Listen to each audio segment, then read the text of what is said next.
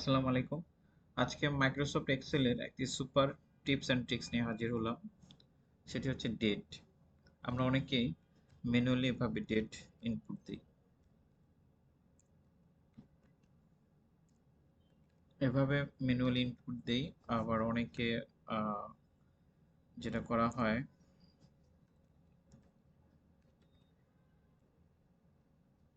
আমরা অনেকে এভাবে ইনপুট দিই।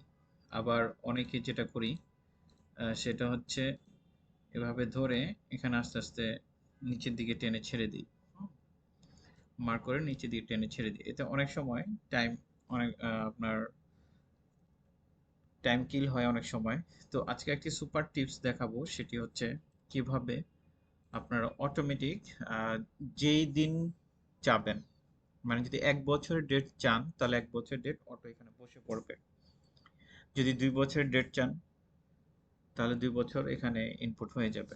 সেটি কিভাবে করবেন? এভাবে ডেট লেখার পরে আপনারা এই আপনারা যেই ডেটটা চাবেন, স্টার্টিং যে ডেটটা, সেই স্টার্টিং ডেটটা এখানে লিখবেন। লিখার পরে আহ, কিবোর্ড থেকে আল্ট্রা, তারপর এইচ চাপবেন, চাপার পর এফ চাপবেন, তারপরে আই, তারপরে এস চাপার পর এরকম একটি পপ আপ ওপেন হবে।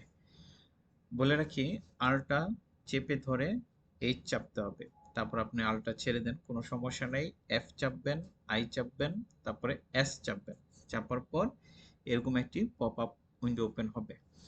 এখানে এই কলামস মার্ক করতে হবে, দেন ডেট, তারপরে ডে।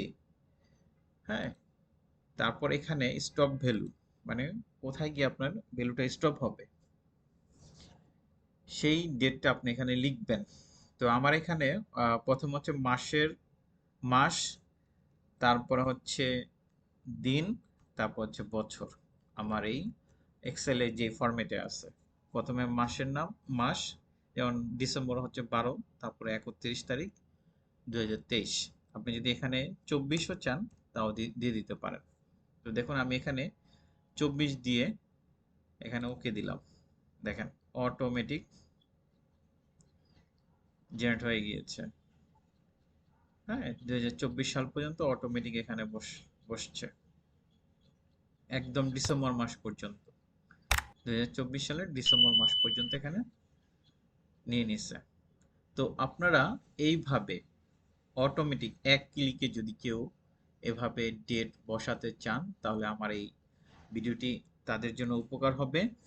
তো আজকের জন্য এই ভিডিওটি এখানেই শেষ করলাম। এরকম আরো সুপার টিপস অ্যান্ড ট্রিক্স পেতে হলে আমার চ্যানেলটি সাবস্ক্রাইব করে পাশে থাকবেন।